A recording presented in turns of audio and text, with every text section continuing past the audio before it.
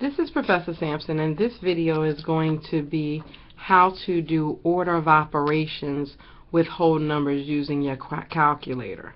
Now, you should have already looked at Squires' video, and this is example 4 and 5 that he did in the textbook, if you followed along. He used PEMDAS to do the problem. So, for example, he did the inside, which is 4 minus 2, because you have to do the parentheses first. And then, once you got 4 minus 2, you had to do the exponents, 2 squared, which is 4. And then you have to do multiplication and division, which was 4 times 3, that's 12. And then you're left with 12 plus 5 is your final answer. And then you add those together and get 17. This was in the video. If you want to learn more about doing it by hand, then you go back to the video. I'm going to show you how to put several of these in the calculator. When you're putting your problems into the calculator, when you see all numbers, whether it's all whole numbers, whether it's all fractions, all decimals, you can put these straight into your calculator just like they are. So let's say, for example, we wanted to put this one in our calculator. We would input it exactly like it is. So we would start out with our 3. There are parentheses buttons on the calculator. If you come down here, right on top of the 8 and the 9 button, you'll see these 2 parentheses. So I would have 3 parentheses. Let me put the problem up. 3 parentheses, 4 minus 2. Close my parentheses, squared, which we already talked about, and then plus 5. Put it in and you get 17, exactly as he got in the video. So when you are finished looking at the video, you should be able to do these in the calculator instead. So let's take a look at a few more examples where we're going to use our calculator as opposed to doing it by hand, because using our calculator is definitely faster. If you cannot see this one is 45 divided by 3 squared plus 6. Alright, we're going to put that in the calculator exactly like it is.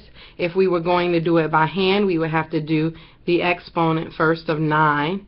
Then we have to do division. 45 divided by 9, which is 5. And then 5 plus 6, which is 11. So let's do that now in our calculator.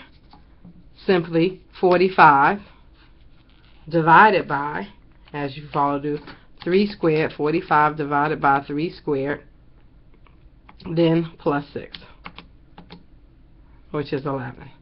Nice and simple. Okay, that's that one. Let's try another one that's a little longer than this and see how we fare with this one.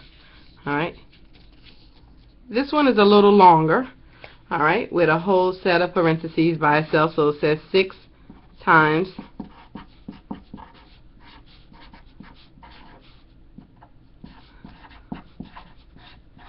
okay, so let's do this one.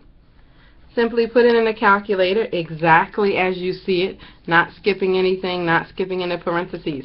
Now you can decide that you don't want to do the dot, because the dot and the parentheses both mean multiplication. So I'm going to skip the dot, but you can always put it in exactly as it is with the dot. And if you wanted to do that, it would just be 6 times. That's what the dot is. And then you have parentheses 15 plus 7. Close your parentheses, squared with the shortcut button if you like, minus 2 times, parenthesis, 9 minus 6, close parenthesis, and again that's squared.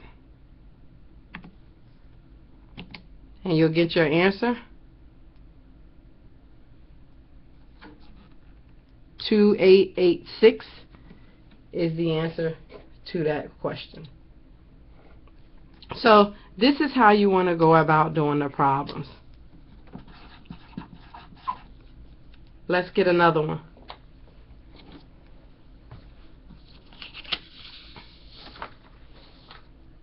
How about we take a look at a fraction? Alright, a fraction.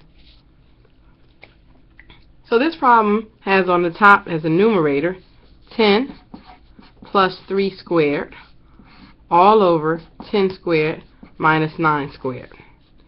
Now, if you looked at the video, John Squires has already explained to you that this needs to be separate from this. What you have to tell yourself if you were doing this by hand is that you need to do the top first, then the bottom, and then divide these two.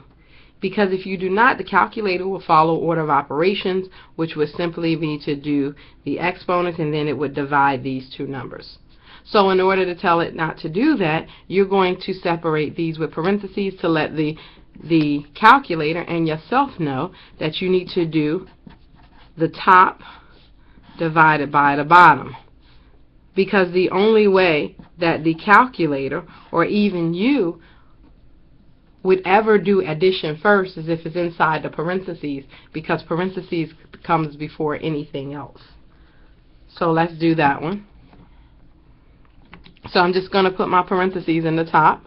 For this one, I have parentheses 10 plus 3 squared, close my parentheses, divided by parentheses 10 squared minus 9 squared. Close my parentheses, hit enter, and my answer is 1. Okay. Last problem. This one has a set of parentheses also. 180 divided by parentheses 60 plus 30 minus 1 is the problem.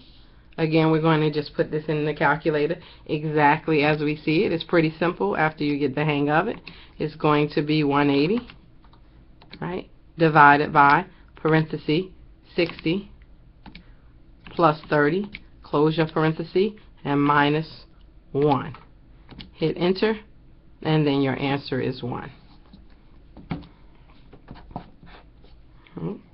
We could always double check it if we wanted to, alright, by simply doing it by hand, but we don't want to necessarily.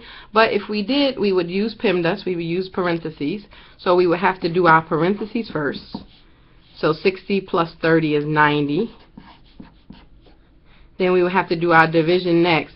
180 divided by 90 is 2, and 2 minus 1 is 1. Okay. So the calculator just speeds up everything, makes it faster, makes it more efficient, and less likely that you will make an error.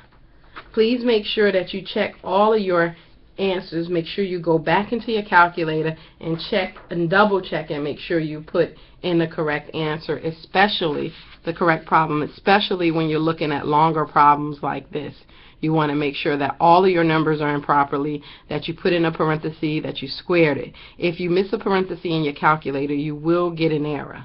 So just make sure that you're constantly looking back at your calculator and double checking to make sure that you're putting these numbers in correct. As long as you put these numbers in correct, the calculator will give you back the appropriate answer. And this is a video on how to put problems in your calculator, order of operation using whole numbers.